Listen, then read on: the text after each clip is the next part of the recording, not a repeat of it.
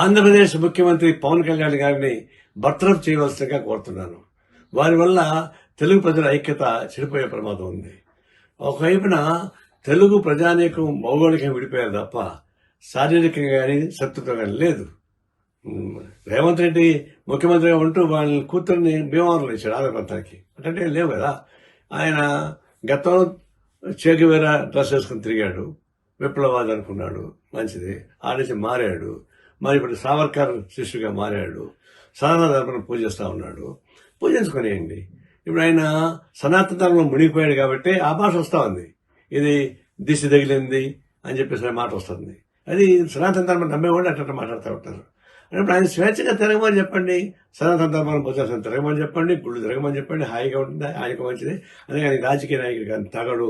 ఉప ముఖ్యమంత్రిగా ఉంటే రాష్ట్ర ప్రజలకు ఉపయోగపడదు కాబట్టి తక్షణం వారిని బర్తరఫ్ చేయవలసిందిగా కోరుతా ఉన్నాను. Local to global news at your fingertips. మీ చేతిలో ఒక ఆయుధం. Download Raw TV app. Media legend Ravi Prakash is back.